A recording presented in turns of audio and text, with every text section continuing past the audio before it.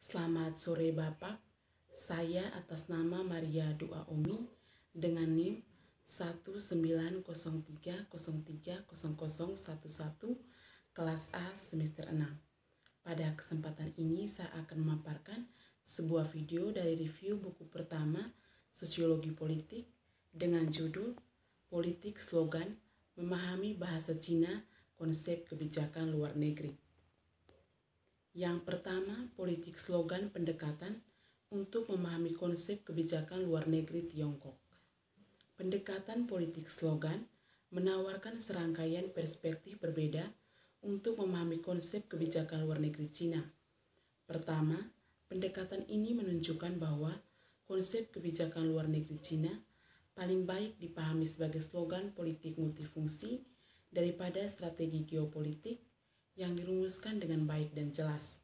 Misalnya slogan inisiatif Sabuk dan Jalan telah ditafsirkan secara luas sebagai strategi besar Beijing yang dipikirkan dengan baik, didefinisikan dengan jelas yang mencerminkan ambisi globalnya untuk membangun tatanan dunia sinosentris.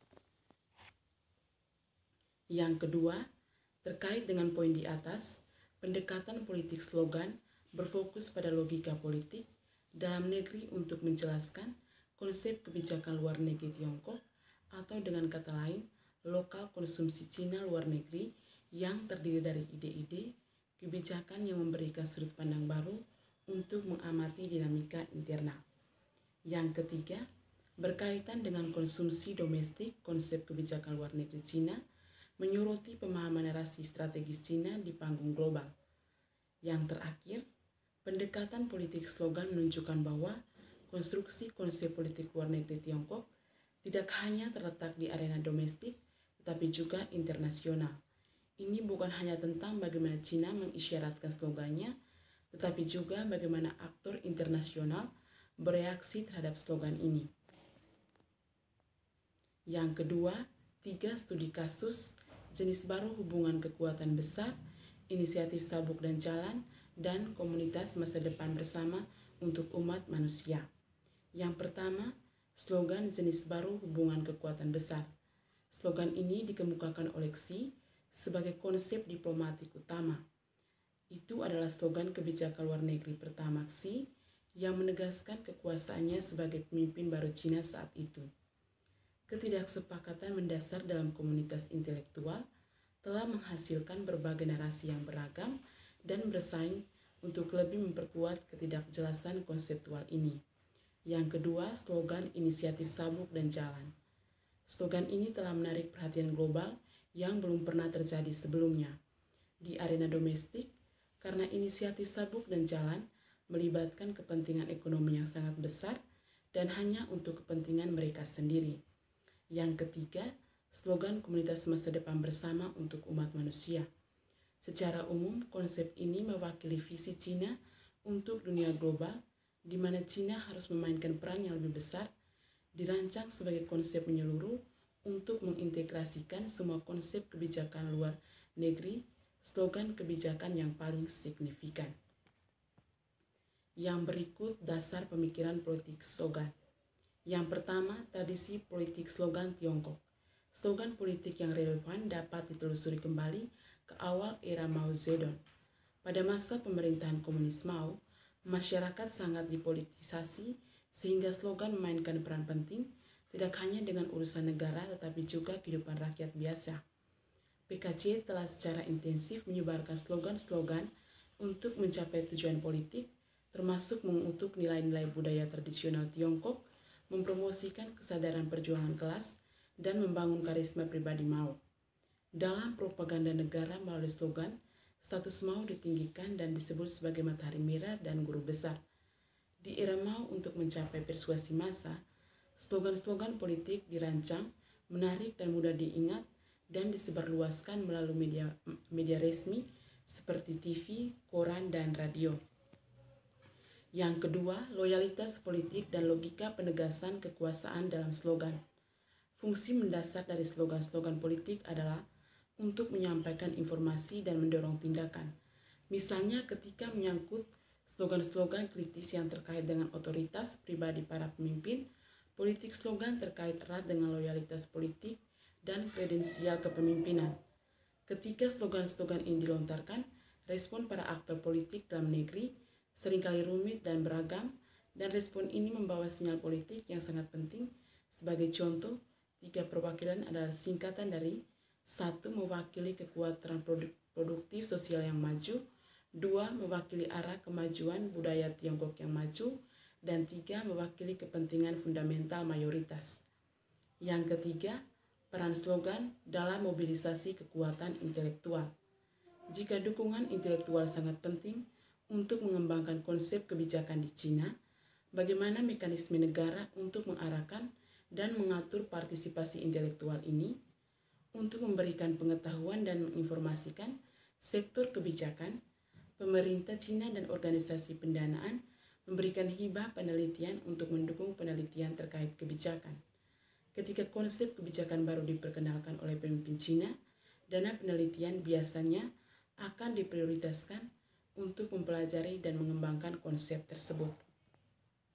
Yang berikut, slogan jenis baru hubungan kekuatan besar.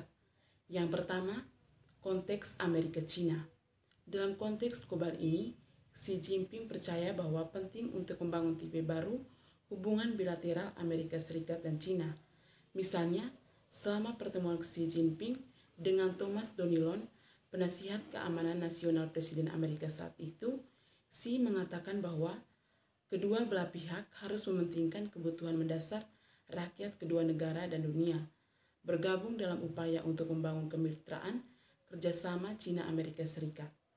Konsep jenis baru hubungan kekuatan besar dibangun tepat atas dasar ini dengan keinginan untuk menghindari konflik yang tak terhindarkan antara Cina dan Amerika Serikat. Yang kedua, keadaan debat di Tiongkok. Konsep jenis baru hubungan kekuatan besar menjadi perhatian publik, terutama setelah Xi Jinping secara resmi memperkenalkannya pada tahun 2012.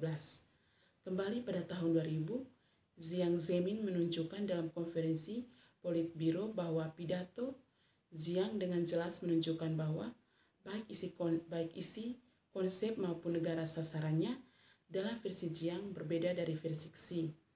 Versi Jiang terdiri dari non-blok, tidak ada konfrontasi, tidak ada tindakan langsung terhadap negara ketiga. Selain itu, dalam versi Jiang, kekuatan besar mengacu pada sekelompok kekuatan barat tradisional. Namun, penggunaan arus utama dari konsep ini di era Xi menunjukkan kekuatan besar hanya ke Amerika Serikat. Mengapa dunia membutuhkan jenis kekuatan besar baru hubungan pada saat itu? Jenis baru hubungan kekuatan besar, artikel yang diterbitkan pada tahun 2012 dan 2013, di mana alasan yang paling sering disebutkan oleh para sarjana Cina adalah untuk menghindari jebakan Thucydides, di mana Cina yang bangkit dan Amerika Serikat yang menurun dapat menyebabkan konflik. Jenis hubungan baru kekuatan besar.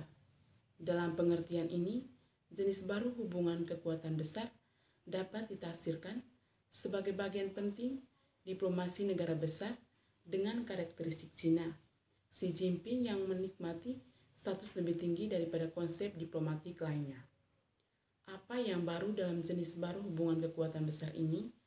Prinsip pertama yaitu tidak ada konfrontasi, prinsip kedua saling menghormati, dan prinsip yang ketiga yaitu berupa kerangka baru hubungan bilateral yang akan menguntungkan kedua belah pihak. Yang berikut, slogan inisiatif Sabuk dan Jalan. Yang pertama, inisiatif Sabuk dan Jalan, Master Plan Beijing untuk mencapai dominasi geopolitik Cina.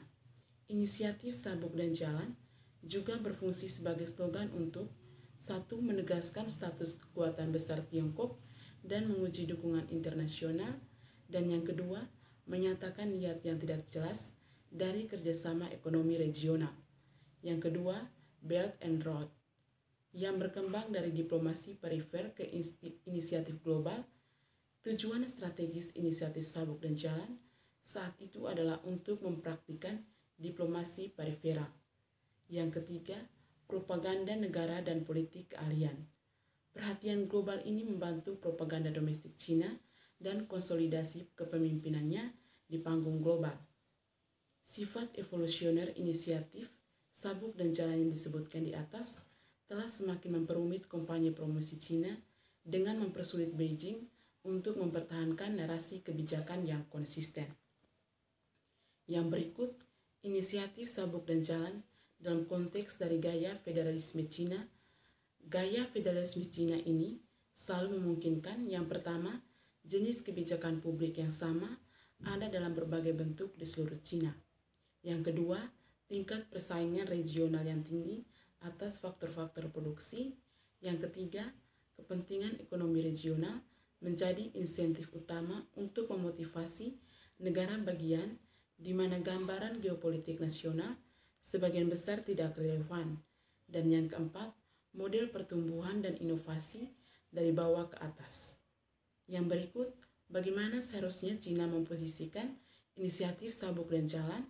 Dalam konteks ini, banyak cendekiawan dan analis kebijakan Tiongkok menyarankan bahwa pemerintah Tiongkok harus menegakkan lebih banyak koordinasi dan mungkin memperkenalkan mekanisme yang dikembangkan untuk mengoperasikan inisiatif sabuk dan jalan, misalnya dengan mendirikan organisasi pemerintah yang kuat dan berdedikasi untuk mengelola slogan inisiatif sabuk dan jalan.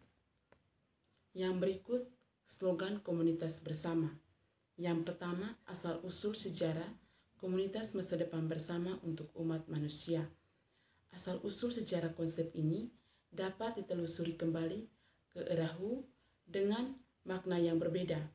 Pada tahun 2007, pendahulu langsung Xi Jinping Hu Jintao menggunakan konsep yang sangat mirip, yaitu komunitas masa depan bersama. Yang kedua, evolusi. Komunitas masa depan bersama untuk umat manusia di bawah Xi Jinping. Menurut Rao dan Lin, komunitas masa depan bersama untuk umat manusia memiliki 3 tahap. Tahap pertama menjelaskan hubungan antara pembangunan damai dan community of share future of mankind. Tahap kedua yaitu untuk mempromosikan nilai-nilai dan gagasan community of share future for mankind ke internasional. Tahap ketiga adalah menghubungkan komunitas masa depan bersama untuk umat manusia. Sekian pemaparan materi dari saya. Atas perhatiannya saya ucapkan terima kasih.